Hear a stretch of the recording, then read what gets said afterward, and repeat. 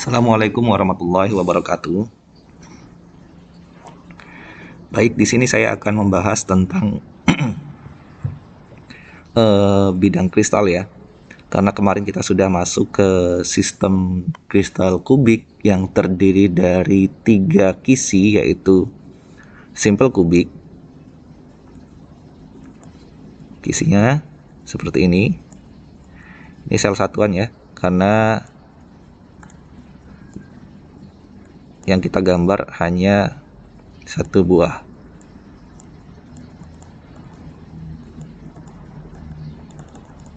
Nah, di sini saya akan gambarkan 3 kisi milik sistem kubik.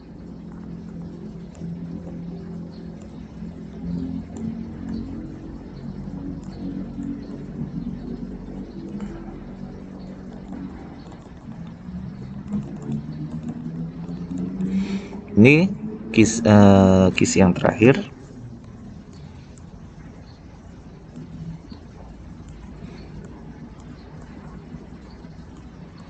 Oke, kalian menggambarnya menggunakan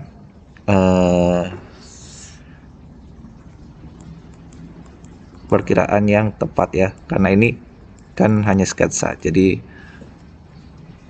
gambarnya tidak terlalu bagus. Di sini untuk simple kubik, titik kisinya ada di masing-masing sudut kubik atau kubus ini ya. Nah, ini ada 8 titik kisi yang akan ditempati oleh atom-atomnya. Kemudian di body center kubik atau kubus berpusat ruang, selain 8 titik kisi di pusat, di pojok, di titik sudut, maka ada satu tambahan di tengah ruangan. Kemudian untuk FCC, face center kubik atau kubus berpusat muka, maka ada tambahannya di tengah-tengah sisi. Ini atas ada satu di tengah-tengah sini. Kemudian biar beda, kita kasih warna biru misalnya. Tengah, atas tengah, bawah tengah. Kemudian kanannya tengah, kiri juga tengah. Kemudian bagian belakang juga di tengah, bagian depan juga di tengah ya. Oke, supaya ada bedanya di situ ya. Nah, di situ adalah FCC. Nah, di sini kan sistem kubik ya. Kemudian ada kristal ya, kemarin sudah kita singgung kristal, bidang kristal. Maka bidang kristal itu pada sistem kubik, baik itu simple kubik atau BCC atau FCC, digambarkan atau cara menyebutkannya menggunakan suatu indeks. Sebenarnya tidak hanya pada sistem kubik, yaitu pada semua sistem kristal ya. Penentuan bidang kristalnya menggunakan sistem indeks Miller ya. Bidang kristal ditentukan menggunakan indeks Miller. Indeks Miller. Indeks Miller ini disimbolkan dengan huruf H, K, dan L, di mana H, K, L ini bilangan bulat, jadi bisa negatif ya. Indeks Miller ini bisa negatif. Kemudian bagaimana cara menentukan H, K, L ini? Nah, di sini misalkan kita akan menyebutkan bidang.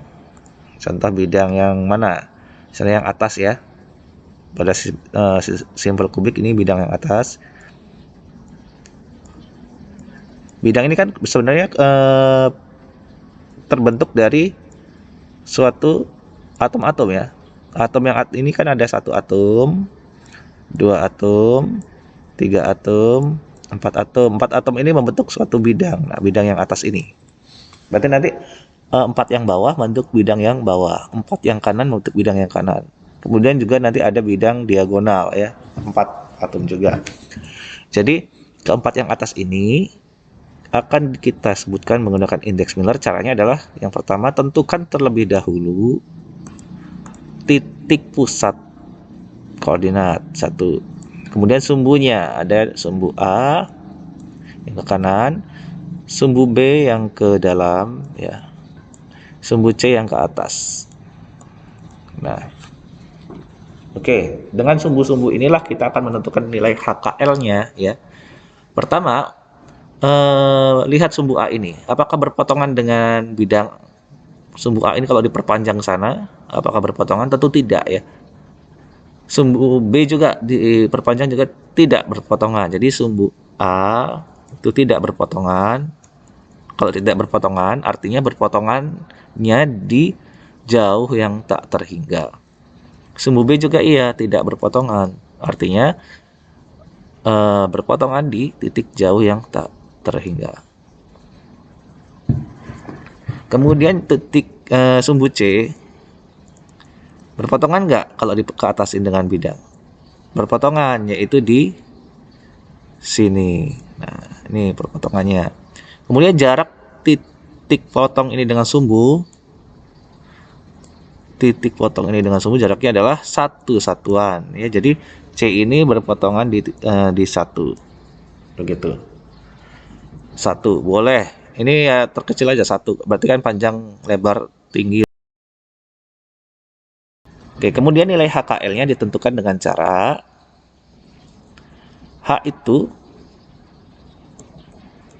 sama dengan 1 per A, kemudian K itu 1 per B, L itu 1 per C, sehingga kita bisa dapatkan 1 per tak hingga, 1 per tak hingga, dan 1 per 1. Sehingga bidang yang atas tadi namanya adalah 1 per tak hingga kan 0, 0, 1 ya. 001, bidang 001. Yang atas ya. Oke, supaya lebih jelas satu bidang lagi misalnya. Misalnya bidang yang diagonal supaya tidak bingung ya. Yang ini kan ada nih, ada 5 atom di tengah-tengah. Ini satu di tengah-tengah membentuk suatu bidang diagonal ini. Nah, tentukan namanya, nama bidang ini. Baik, kita tentukan namanya. Lagi-lagi pertama kita gunakan titik acuan atau titik pusatnya. Tidak harus di sini ya, tapi boleh di sini misalnya. Karena bosan di sini misalnya pakai yang di sini. Nah, berarti A-nya yang ke sini, A itu boleh, yang A yang ini boleh, ini yang B yang ke sana boleh. Yang penting harus konsisten ya, kalau ini A, ini B berarti. Yang ke atas C. Oke. Jadi menentukan titik pusat itu boleh di mana saja selama berada di satu sel satuan ini, sehingga sumbu-sumbunya menyesuaikan aja, ini A, ini B, ini C, atau ini A, ini B, ini C, terserah. Nah, kemudian kita tentukan lagi titik potong masing-masing sumbu itu dengan bidang ya. A ini bertemu nggak di, memotong nggak bidang itu? Ya, memotong di sini. Yaitu sebesar 1. Berarti A-nya memotong di 1. B-nya memotong juga di sini. Itu memotong di 1. C-nya tidak memotong ya, karena dia ke atas. Ke atas terus, sedangkan bidangnya miring begini, jadi nggak ketemu ya. Jadi di tak hingga. Jadi HKL-nya berapa? Jadi HKL-nya ya indeks Miller-nya namanya dari bidang diagonal itu adalah 1 per 1, 1, 1 per 1, 1 per tak hingga adalah 0, 1, 1, 0. Oke, itu ya. Nah, satu contoh lagi supaya lebih paham. Coba kalau misalnya saya tentukan gambarnya, saya tentukan titik sudutnya, titik koordinatnya, sehingga kalian disuruh mencari nama bidang itu.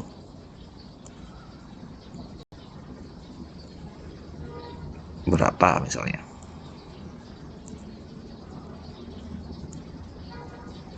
Nah, ini saya gambarkan dulu perkiraan ya, kubus lah ya ini. Kemudian di sini kita ambil yang simple kubik aja.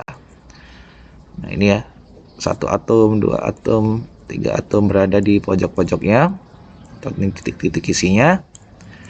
Nah, sekarang saya akan tanyakan, ini pusatnya, saya buat pusatnya yang ini pusat. Nah, berilah nama dari bidang ini yang ini.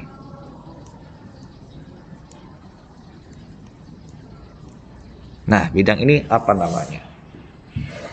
Apakah 100, 010 atau 011 dan seterusnya?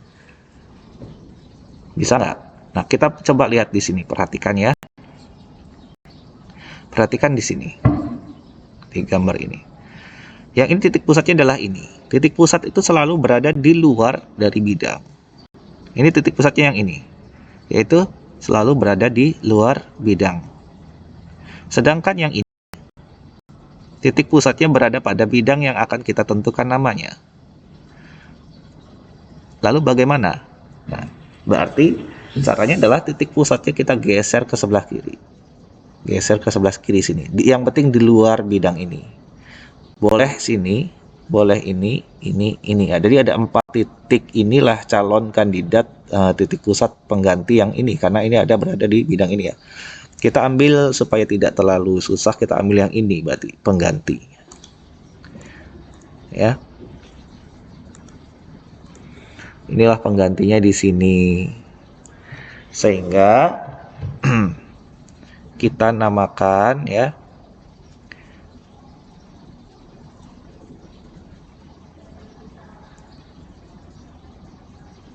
Nah, ini.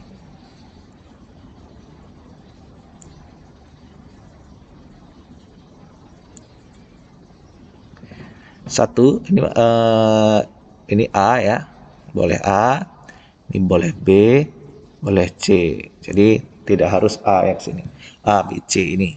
Jadi inilah digeser ke sini ya. Nah, sekarang yang perlu diingat di sini, A tidak berpotongan, sehingga A-nya berpotongan di titik yang sangat jauh atau tak hingga. B berpotongan ya, jadi berpotongan ke sana ya, ini berpotongan di 1. Karena hasil dari penggeseran, jadi kita simbolkan -1 ya. Oke, hasil penggeseran ya, -1. Kemudian C tidak berpotongan, maka dia di tak hingga. Sehingga indeks Millernya dari sini kita peroleh. Indeks Millernya hanya sama dengan 0, K-nya -1. Nah, untuk K -1 ditulis dengan 1, min-nya ditulis di atas ini. Nah, L sama dengan 0.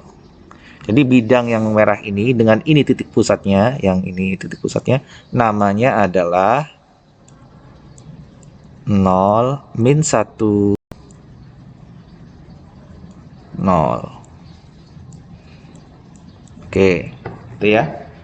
Baik. Semoga dipahami ya. Coba sekarang kalian bisa coba nih, kalau misalnya di titik pusatnya ya. Titik pusatnya. Sekarang bidang, kasih warna kuning ini, saya mau kasih warna kuning supaya terlihat jelas.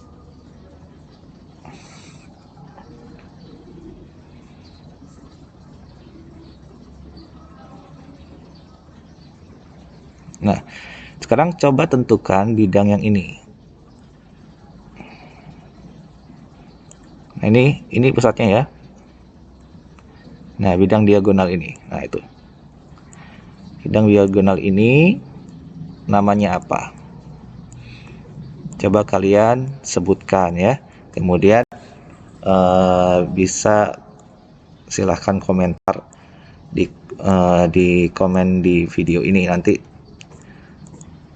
Ada kalau ada kesulitan nanti kita bahas di pertemuan di video selanjutnya ya. Coba ya, ini titik pusatnya, sedangkan yang diagonal ruang ini